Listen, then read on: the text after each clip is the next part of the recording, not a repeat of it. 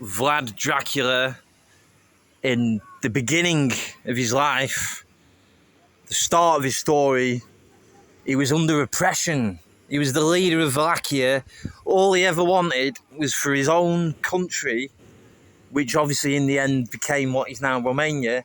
He wanted it to be independent. He didn't want the Ottoman Turks from the south to be invading it and killing his people and stealing his children and making assassinations on his top generals and everything else.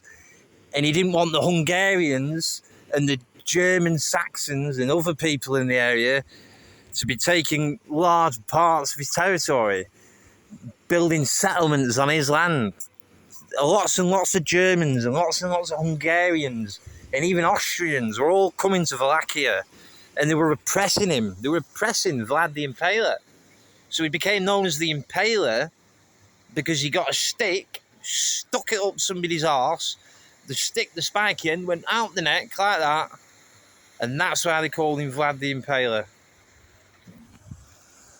And before he started impaling people, at the beginning of his journey, when he was making enemies with his fellow Christians because they were plundering his land and taking his resources, he threatened to go to war with Hungary. The tiny territory of Wallachia threatened to go to war with the Hungarians. Hungarians found out and they took him in here.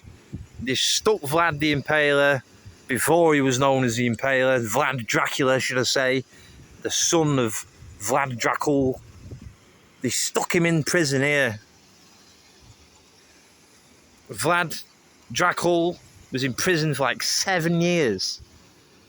And he was in misery here. He was under oppression. He was being bullied. He was being humiliated. He was being name-called. They were treating him like shit.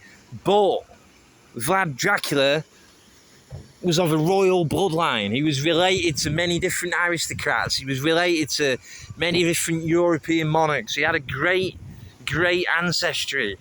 Vlad Dracula wasn't just an ordinary noble or an ordinary count of the area of Wallachia. He was well connected, and because he was well connected, they didn't kill him. The Hungarians did not kill him. Obviously, he wanted to go to war with the Hungarians, and as a result, usually the Hungarians would just chop your head off and they'd execute you. But they thought, this guy's too important to do that. We might need him in the future. So they jailed him, put him in prison for a long time, and in the end, they released him on the promise that Dracula would fight on the same side of the Hungarians because there was a greater threat, and that greater threat was the Islamic Ottoman Empire. Vlad the Impaler teamed up with the Hungarians on the mission of the Pope, defending Christianity. Vlad the Impaler started impaling and killing tens of thousands of Turkish Muslims, and he defeated the Ottoman army. So it was a good thing that the Hungarians released him from this prison, because he would have never have defeated the Ottomans if he was never released from the bowels of this very real vampire's lair.